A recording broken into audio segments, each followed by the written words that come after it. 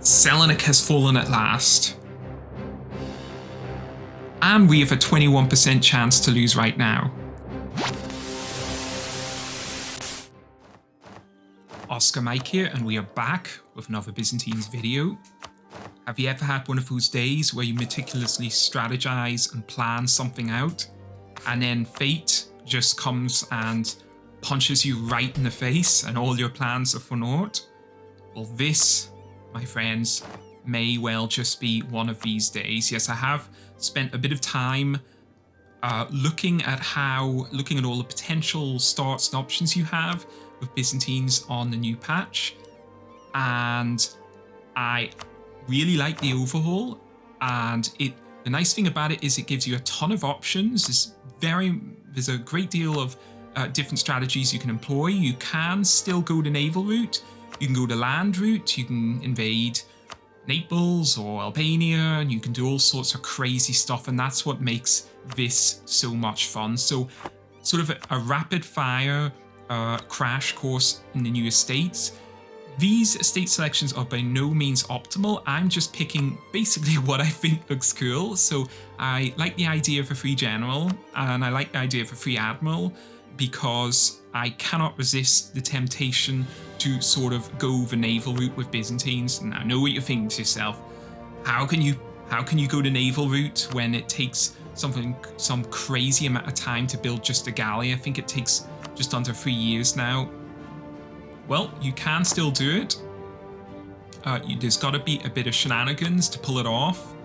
Yeah, that's what we're going to try. We're going to try sort of a classic style, and we're going to combine that with some of the ideas I had with the new national events. If you can unlock an icon pretty quick, you can actually double up your discipline with one of the mission trees. And if we combine that with a discipline advisor, hopefully we can get a crazy strong army at the start of the game and hopefully defeat the Ottomans, because that is the ultimate goal here. Now, pretty standard start. I'm going to recruit 2 cavalry and 1 infantry instead of 3 infantry. You may be tempted to recruit 3 infantry to get you up to the max force limits. I strongly disagree with that. I think that no matter which way you try this, you're going to want to recruit at least 2 cavalry, and you'll see why later on. Now, we want to declare war on Epirus straight away. No more vassalization Epirus. We are going to declare war on them as soon as possible. Now, I'm going to blast through these national decisions, many of which have been unlocked by some of our privileges, and that's going to give us some pretty nice stuff. So I'll recruit our turn-off faction leader and our heir into generals. We got a pretty nice general there, and we're going to declare war on the 12th of December, which I believe is the earliest you can declare war on Epirus, and this should be a pretty easy steamroll. Sometimes Epirus will actually manage to pull off an alliance before 12th of December. If that happens, it's not that big a problem. You can still do this without declaring war on Epirus, but if they do ally someone like Genoa or something, it's probably best just leaving them for another day. So yeah, we declare war as soon as we're able to. Don't wait at all. Just attack with whatever troops you have. They're not going to try and fight you in a pitched battle because they have so many fewer troops. And we're not going to go send our navy out straight away. We do want to be careful because Epirus does have a pretty substantial fleet.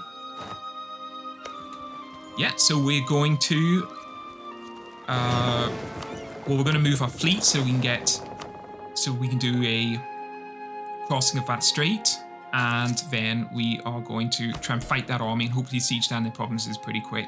So yeah, I mean, I love the Byzantines. I love what Paradox has done to them. I think that every faction should play like the Byzantines done. I don't necessarily think it's become harder, but it has become a lot more interesting.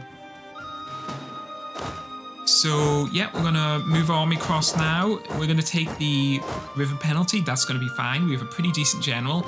And one thing to bear in mind, nowadays with Byzantium, you have something called degradation of the army, or devastation of the army, something to that effect. It's a massive reduction in your army morale. Don't worry about that too much. You can get rid of it with an event if you develop your provinces by, I think it's 20. We're not going to have time for that in this video. No, this is going to be one of those videos where We don't even get to sort of employ the strategy we were sort of strategizing about. The Ottomans are going to come attack us really hard, really fast. So yeah, this is going to be pretty chaotic, but pretty fun also. This is honestly my favorite type of content to make. So confirmation of Council of Florence. You can go either way, to be honest. I don't really mind. I'm going to go reject. We do suffer a negative relations penalty, but I don't really care about that. That's going to be fine. And we will go and we're going to take a very hard look at this battle. It would be nice if we could capture ships. You really want a good admiral for this battle because capturing ships as Byzantines is so important now. You notice we're not recruiting any galleys. We did select the estate that allows us to construct a free carrack, which is going to be really handy. And if you couple that with hopefully capturing a couple of these ships, assuming we win the battle, which I think we are going to, yes. And then we double that up with getting some good alliances, especially with Georgia, because Georgia is a really nice starting fleet. Then hopefully we can win naval superiority against the Ottomans. That's the plan. We'll see if it works out. So normally I would vassalize, Epirus. I would take Arta, and then I would vassalize the remaining province, get war reparations, force religion. The reason I didn't want to do that this time is because if you get 10 provinces, or is it 8 ports, you are able to remove one of these negative modifier privileges. But we're not going to get to that. We're not going to get to that level today, unfortunately. Like I said, I was going into this sort of blind. I loaded the game up, spent a lot of time looking at the states, spent a lot of time looking at all national decisions and events and everything like that, and came up with, I thought, a really interesting strategy, which is all about sort of creating a decent fleet, but also getting a really powerful army with good morale and good discipline. And I think that's definitely the way to go. To campaign into Thessaly. I think we are going to take... We will take the bottom one. I don't particularly want to lose 150 military power. Yeah. 50 military power sets us back way too much. Forget that for sure. Can do without that. Now, we are prompted to... I think we need 2 alliances to, again, I'm not going to go through all the national events and decisions. Honestly, I spent like 15 minutes trying to decipher all these crazy options and stuff. Is completely overwhelming, completely crazy. But what I do recall is that, yes, you want as good relations with Serbia as possible. You want to ally them, royal marriage them. As you do that, you get this national, this Byzantine mission, which gives you a lot of money. And if you have max relations with them, which we have, you should get about 250 ducats, which I believe we do. And we ally ourselves with Georgia, and we are firing away here. And I noticed we can actually get an alliance with Wallachia as well. So that sounds pretty sweet. Wallachia, Serbia, Byzantines, and Georgia. That is no easy thing to overcome. And we do have max force limits. We have a decent little fleet here, so hopefully that's going to be enough to deter the Ottomans for now. But if the Ottomans do choose to attack us before they attack one of those eastern factions, at least we'll be somewhat prepared, but not really. Yeah, I had to lose some military power there. So just keeping an eye on the Ottomans. Yeah, again, hopefully they'll go east, but knowing my luck, they will probably not. And I'm going to do something really crazy. I'm going to try and support rebels and roads because, yeah, it does cost an absolute fortune, but it doesn't really increase the chance that much. But if you can get rebels and roads, then that is an extra high development province that we can add. And I think combined with that provinces we took off Epirus, that will get us to 8 ports, which allows us to unlock another mission, which is really, really nice. It also saves us having to conquer roads early on. Rhodes is a tough nut to crack, so... And I did make some problems with my estates. At least I think I did. I'll have to check that more carefully in the future, but I have I'm fixed at 25% loyalty with the burghers, which is not good. So that pretty much precludes the possibility of going down the development route, the 20 development route, to get deteriorating army off as a modifiers. But we're not going to be able to do that, not with the negative development modifiers we have from such low loyalty with our Burgess state. Gosh, that was a mouthful. So another this is my favorite thing about the whole patch. This Byzantine mission here, you can move your fortification from Moria to Corinth, which is so huge. And I just noticed out of the corner of my eye, it looks like the Ottomans are moving somewhere. Hopefully... Well, I think the Ottomans have had enough. It's 1448. They haven't declared war on any other factions, but they are now heading across straight up the Bosphorus Sea, and I'm going to recruit some panic mercenaries. I'm recruiting those mercenaries hopefully to deter the Ottomans from attacking, but if they do attack us, at least we're not going to get steamrolled at the very start. Although again, having that fortification in Corinth is going to help slow them down a little bit. Yes, I'm going to obviously pick the mercenaries that cost the least and have the best generals. And we have some decent mercenaries, but none better than our main leader. I forgot to mention, we did get very lucky in the sense that we got a discipline advisor at the very start. I love discipline advisors. They're not always the best choice. Sometimes you want morale advisors, but if we have low morale to begin with, we have low base morale, and high numbers of cavalry, it probably makes sense to go for the discipline. There we go. Okay, that's it. Yes, it's war. So that was quick. 1448. We didn't get the Ottomans getting bogged down in Anatolia. They're heading for us straight away, and they do have a big fleet. We were able to defeat Epirus without Athens getting the entire navy crushed, which is really awesome. So we have the Athenian fleet, our fleet, and Georgia, Serbia, and Wallachia. All of those factions were called in. So it's actually going to be quite a nice, quite a nice defensive war for us, having so many allies. It should certainly buy us some time, although the Ottomans typically like to go straight for you and take Constantinople. So I'm just going to sit with my army in Corinth, try and recover some morale for my newly recruited mercenaries. And again, you may be thinking, what's the strategy here? Well, I've got a pretty nice army. We got that 250 ducats from the walls mission, and the Ottomans are going to catch us here, so I'm going to have to scorch earth. So it's a very nice tip, of course. I'm sure most of you know this, but if you're ever in a situation where your army's going to get caught, a good old scorched earth will save that. So that was actually our first major blunder. Hopefully there won't be too many more of those, and we are going to wait to see. We are going to need to wait a bit of time to get our defensive edict in Constantinople. Hopefully they won't breach the walls there. So yeah, we're a pretty dicey start here. Things are not necessarily going ideal. It's definitely chaotic, but I'm somewhat confident we can do this. I mean, we have our allies. And so long as Serbia doesn't get declared war on, and Georgia is able to help us out a little bit. I'm not expecting them to help us out much on land. I do expect them to help us out on the seas.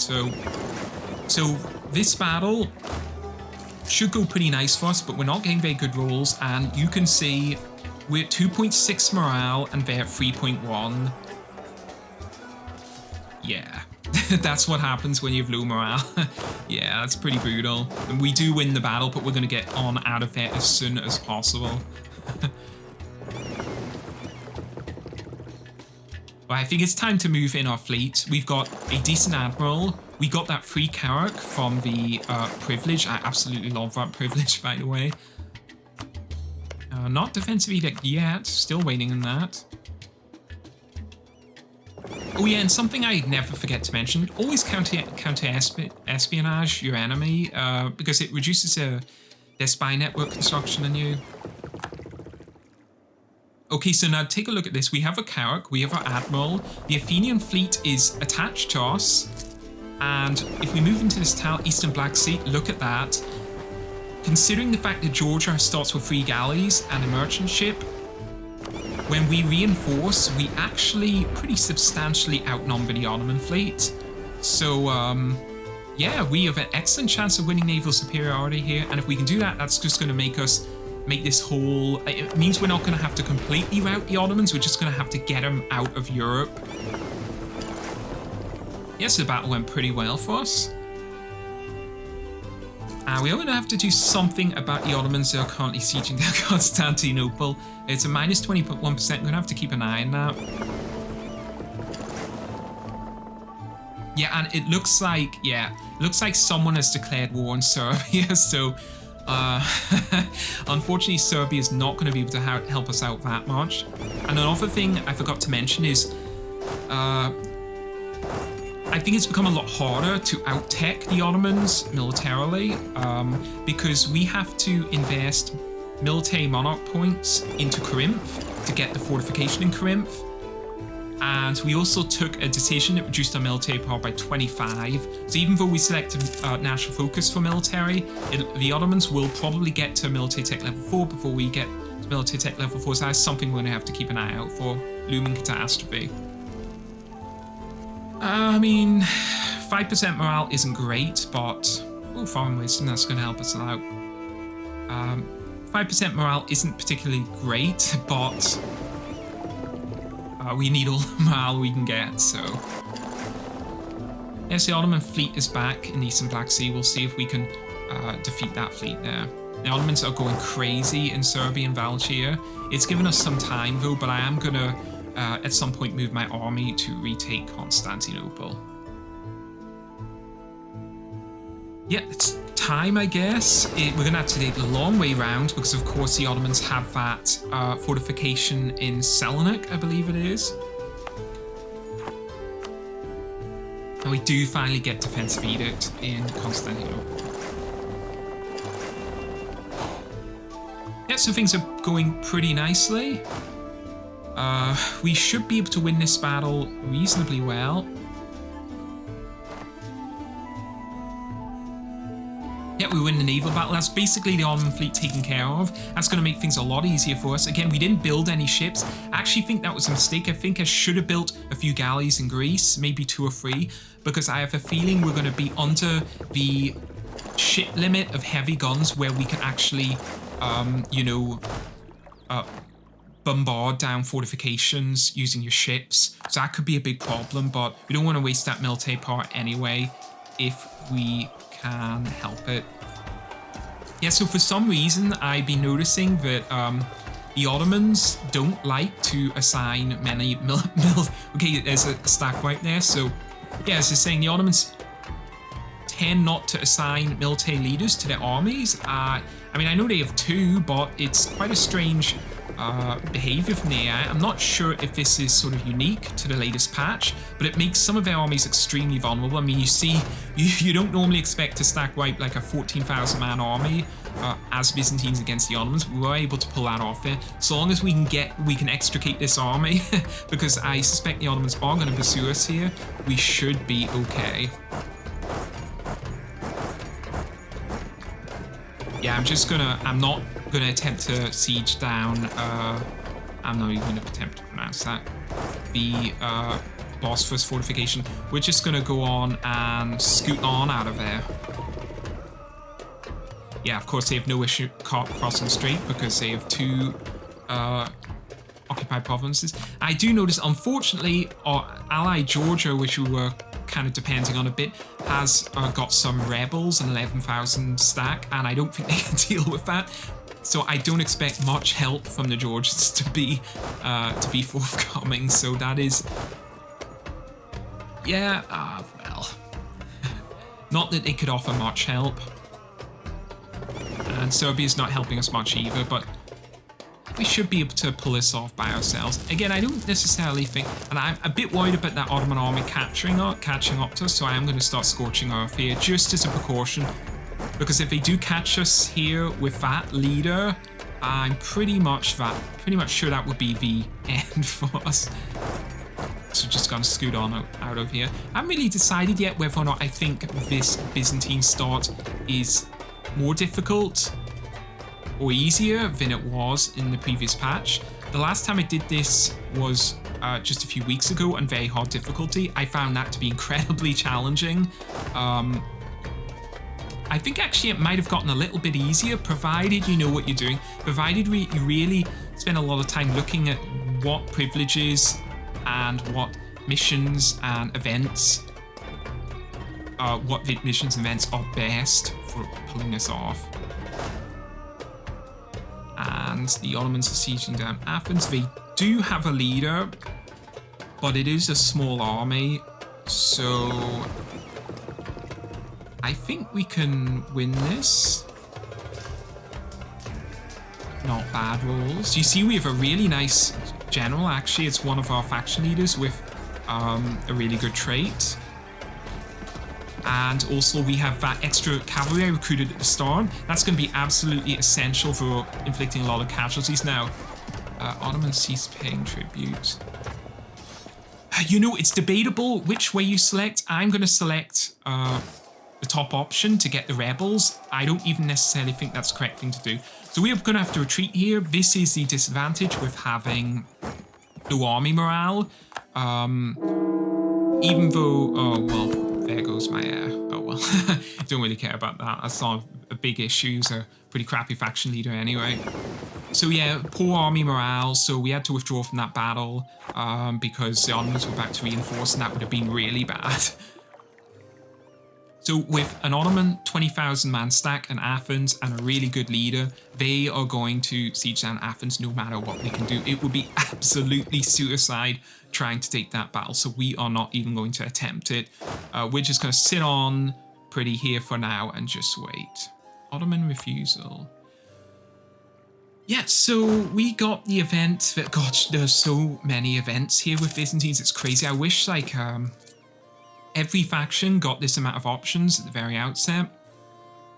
So the Ottomans got a 21, I think it's Pretender rebel stack in their capital, or close to their capital. I'm going to recruit some more mercenaries. Again, you don't necessarily need to select that decision in that way, but that's what we chose to do because it's our first time doing this. So yeah, so we're getting all our missions and events done, the important ones.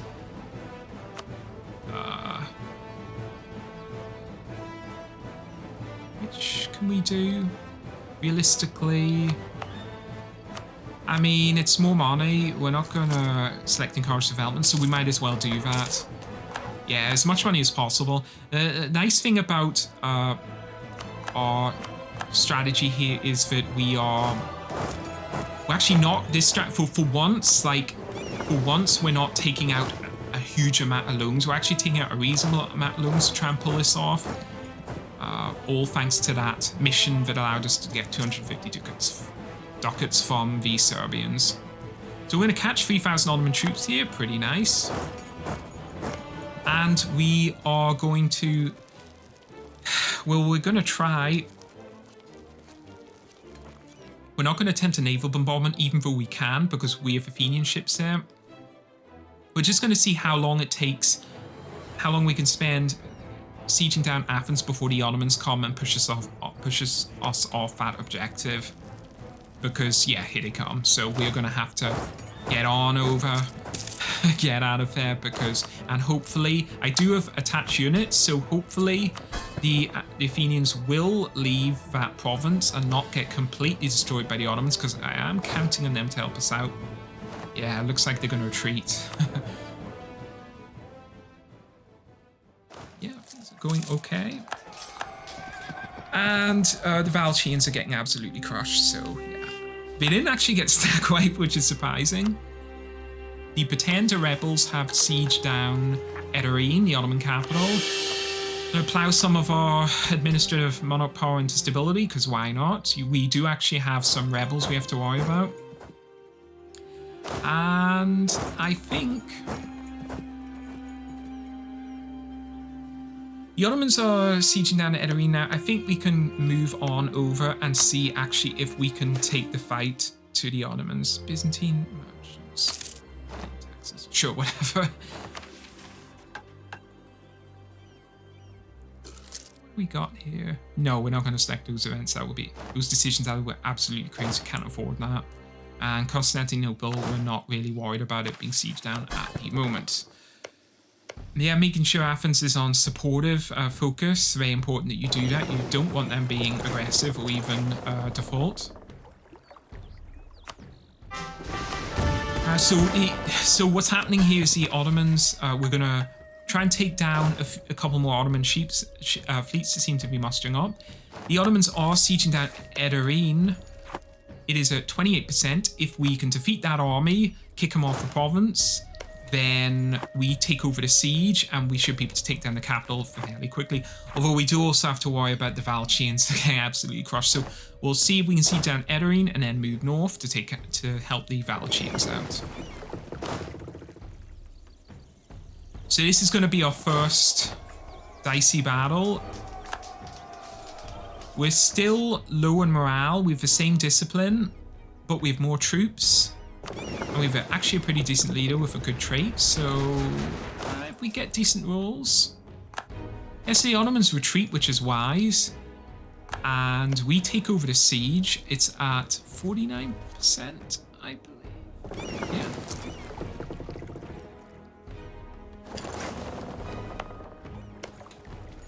It'd be really nice if we could siege it down in the first tick. Hey, look at that. We actually do. So let's see if we can help the Valycians out. We can get to them in time.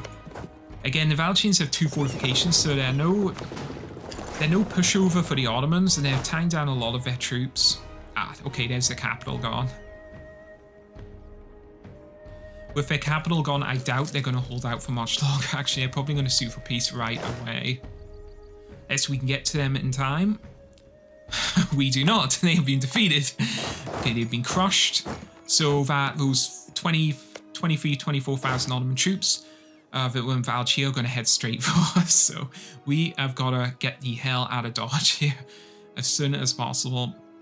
Hey, at least the Serbians and Georgians are still in the fight.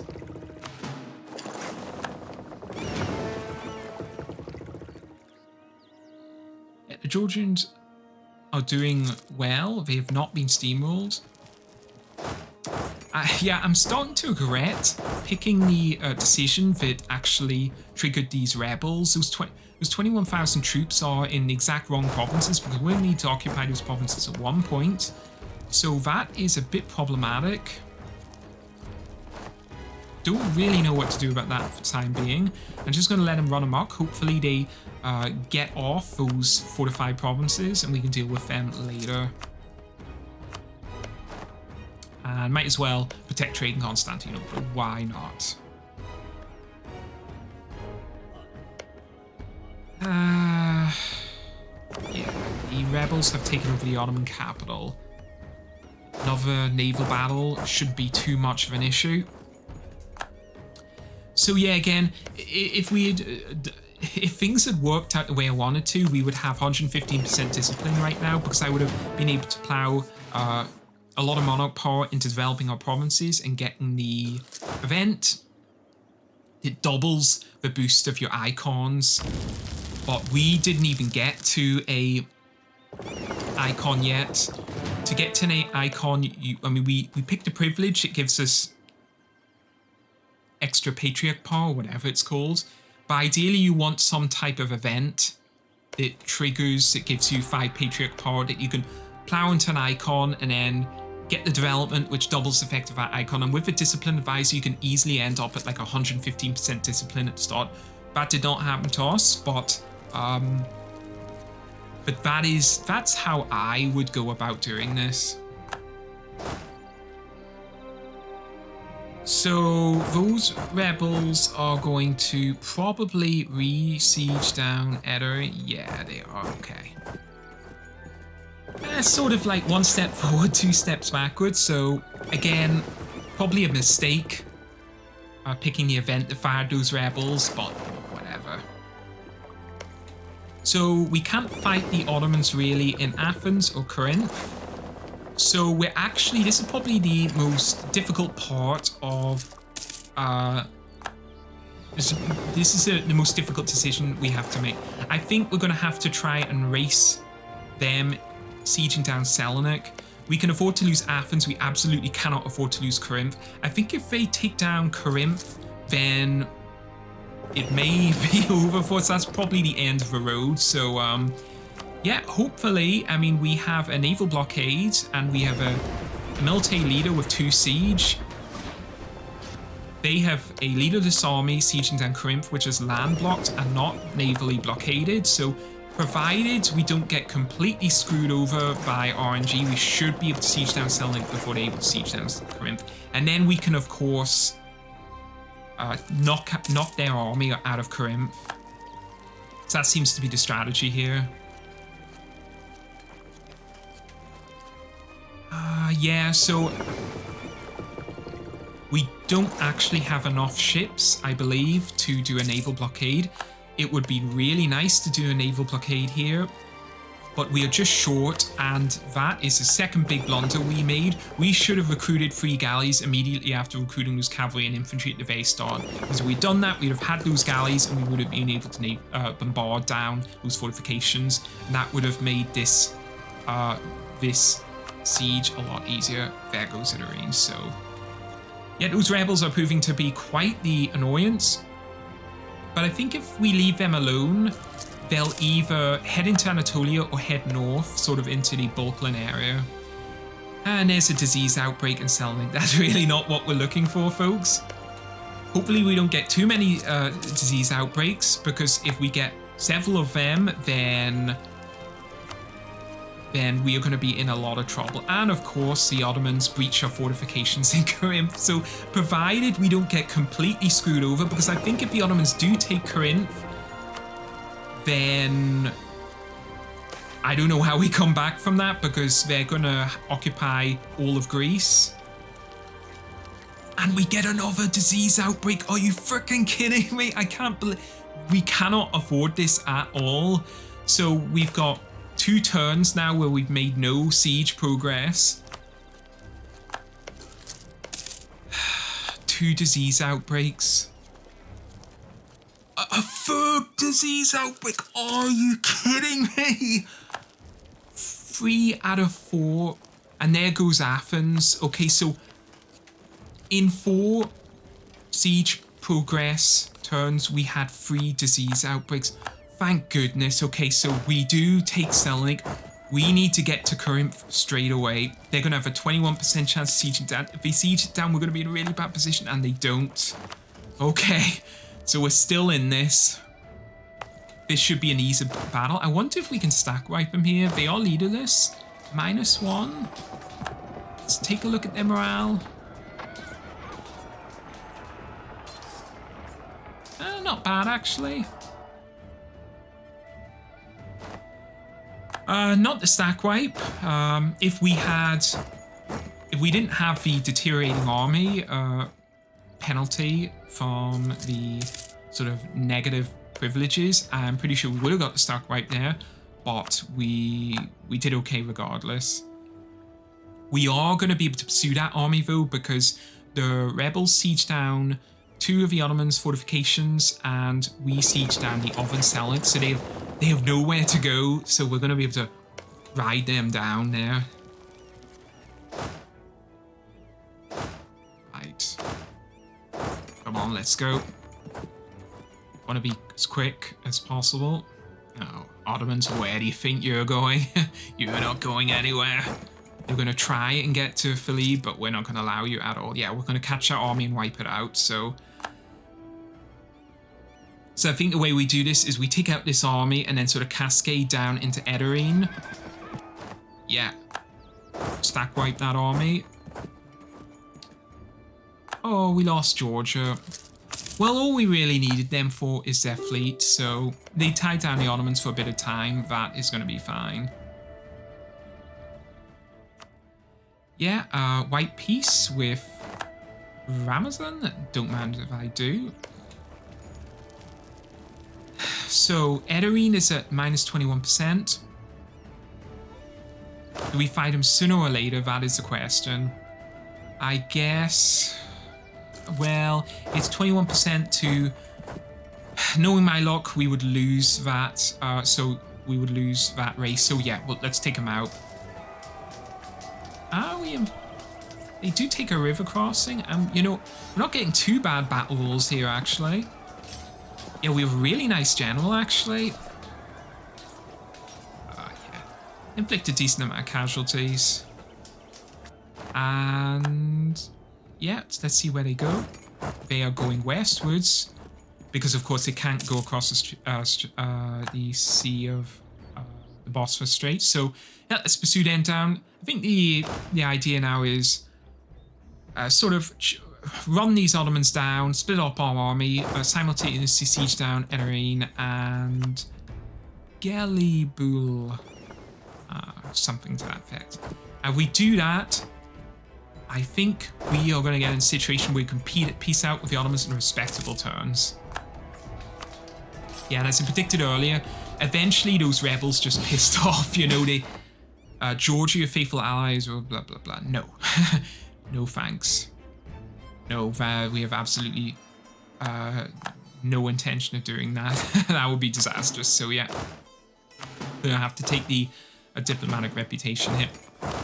One other thing I should mention while doing this, and I've learned this from experience, it is not uncommon at all when you're fighting the Ottomans in circumstances like this for the Venetians to declare war on you and attack you. I've had it happen before. So then you're simultaneously fighting the Ottomans and the Venetians with the Venetian allies, and it tends to happen around this time. I just know that from instinct. The best way to deter that, you know, there are two things you can do. First, keep a really powerful fleet, which we have done. And the second thing is don't disband your mercenaries once you've expelled the Ottomans from Europe. So as you can see now, there are no more Ottoman armies in the European provinces that can cause us an issue. So all we have to do is carpet siege them down.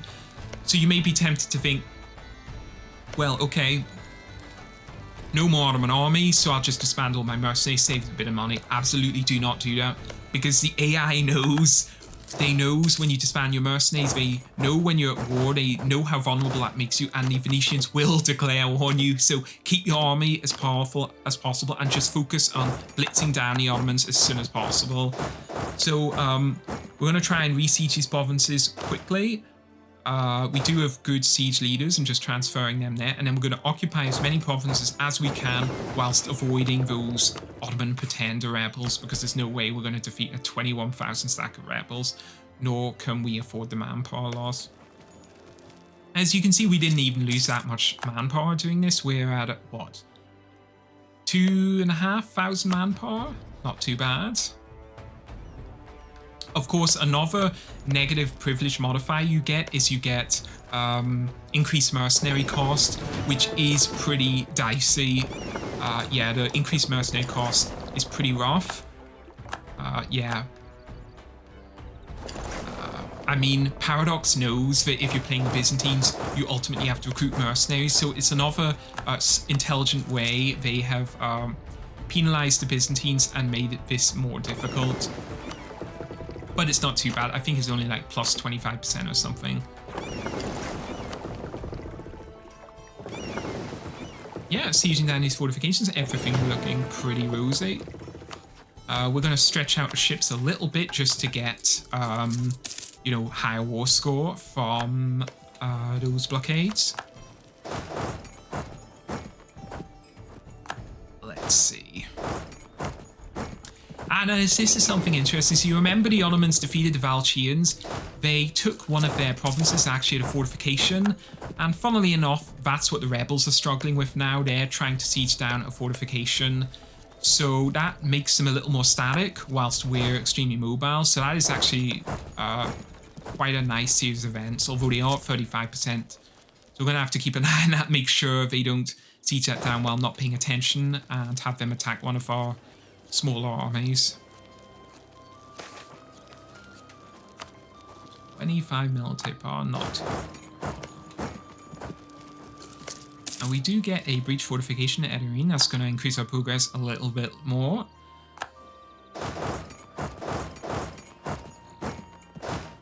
Yes, you can see how, even though the strategy I sort of planned out, we weren't able to really execute that. We didn't come close to executing that. We did have a good hybrid strategy where we used a bit of diplomacy, a bit of naval strategy, and then, you know, just your combination of regular troops and mercenaries, and it worked out okay. Balanced strategies aren't necessarily the worst thing in the world. I know normally if you're min-maxing, you want to go like all military, all navy, but I think Byzantines is one of the factions where you can do a bit of all. Yeah, so Edirene is down. What's the war score at? 81%. We can improve that just a little bit more with by occupying those provinces north. We're only going to be able to occupy 2 of them because one of them is a fortification.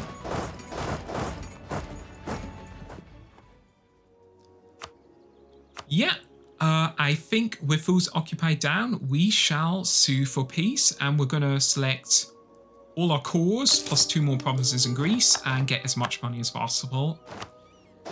Yeah, that looks okay to me. It says we're at risk of bankruptcy, we're really not. But yeah, that is it, ladies and gentlemen. That's our first attempt sort of playing Byzantines, the new patch. The Phoenix rises, damn straight it does. I've been Oscar Mike, folks. Thanks so much for watching. I'll see you in the next video.